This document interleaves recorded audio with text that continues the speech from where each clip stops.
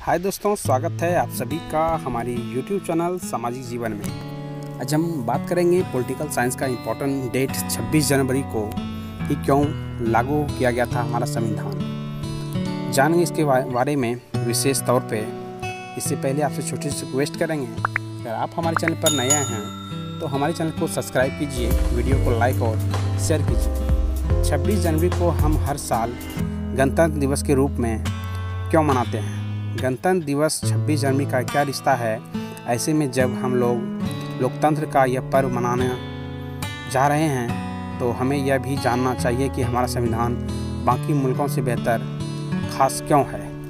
आइए इसके बारे में डिटेल से जानते हैं। हम 26 जनवरी को हर साल गणतंत्र दिवस के रूप में मनाते हैं। देश के इतिहास में जिस तरह 15 अगस्त देश को आज़ादी मिलने की एक तारीख के तौर पर दर्ज है, ठीक उसी तरह 26 जनवरी का दिन भी बेहद खास है। ये दोनों तिथियों राष्ट्रीय पर्व के तौर पर हम हर साल धूमधाम से मनाई जाती है। असल में 26 जनवरी की तारीख का एक स्वर्णिम रिश्ता देश के संविधान से तो दूसरा गणतंत्र से जुड़ा हुआ है। आइए जानने की कोशिश करते हैं 26 जनवरी को हम हर साल गणतंत्र दिवस के रूप में क्यों मनाते हैं और गणतंत्र से इसका क्या रिश्ता है। साथ ही यह भी कि हमारा संविधान दुनिया के बाकी मुल्कों के से क्यों खास है। दरअसल अंग्रेज़ों के शासन से 15 अगस्त सन 1947 को आज़ादी मिलने के बाद देश के पास अपना कोई संविधान नहीं था।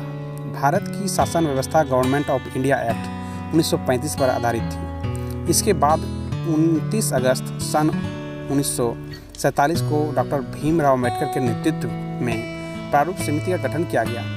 इसके बाद 26 नवंबर सन 1949 को प्रारूप समिति ने एक वृत्त लिखित संविधान सभापति डॉक्टर राजेंद्र प्रसाद को सौंपा।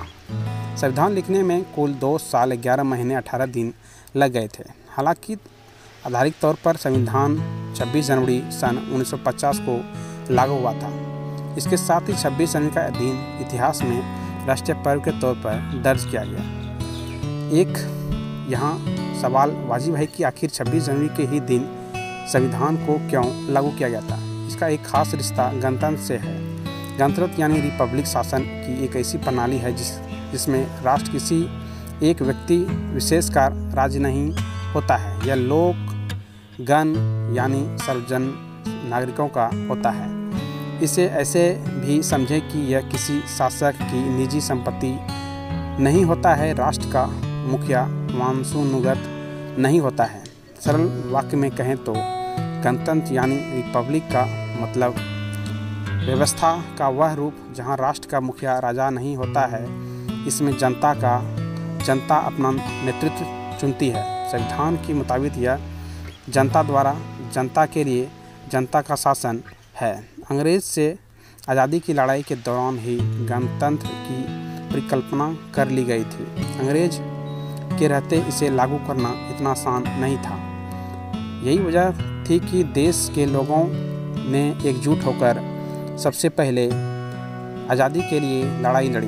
तिथियों के लिहाज से देखें तो भारत को पूर्ण गणराज्य का दर्जा दिलाने की मुहिम देश के पहले प्रधानमंत्री डॉक्टर पंडित जवाहरलाल नेहरू अध्यक्षता में हुई थी। जब 26 जनवरी 1929 को लाहौर में कांग्रेस के अधिवेशन में हुआ, जिसमें पहली बार भारत को पूर्ण गणराज्य बनाने का प्रस्ताव पेश किया गया। हालांकि हुकूमत ने कांग्रेस के इस प्रस्ताव को ठुकरा दिया था। यही वजह है कि आज़ादी मिलने के बाद संविधान को लागू करने के लिए 26 जनवरी का ही दिन चुना गया था।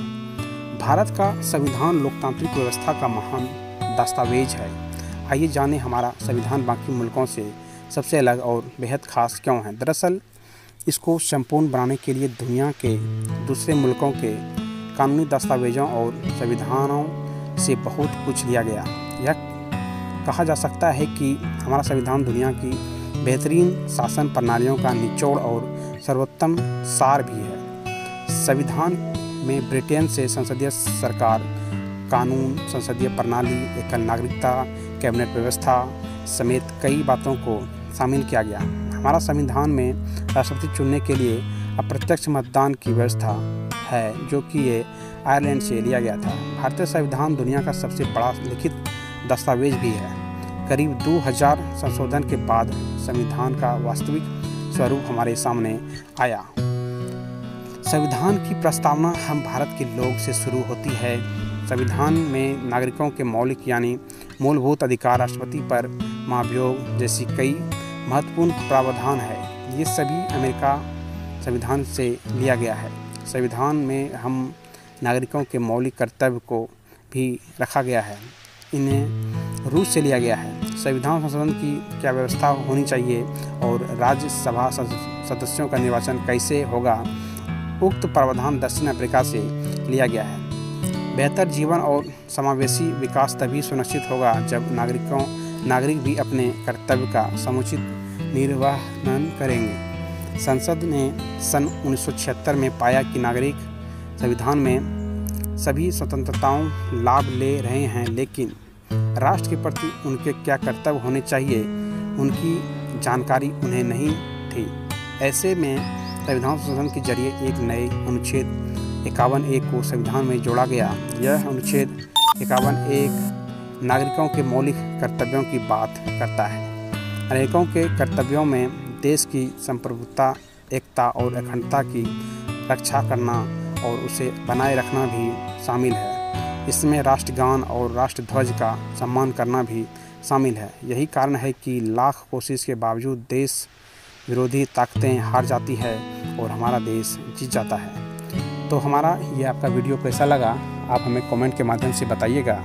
इसी तरह के जानकारी फैक्ट वीडियो हम सामाजिक जीवन चैनल में लाते रहते हैं, तो हमारे चैनल में आप जुड़िए। हमारे चैनल पर नया हैं तो हमारे चैनल को सब्सक्राइब कीजिए, वीडियो को ज़्यादा से ज़्यादा लाइक और शेयर कीजिए। हमारा वीडियो देखने के लिए दोस्तों धन्यवाद।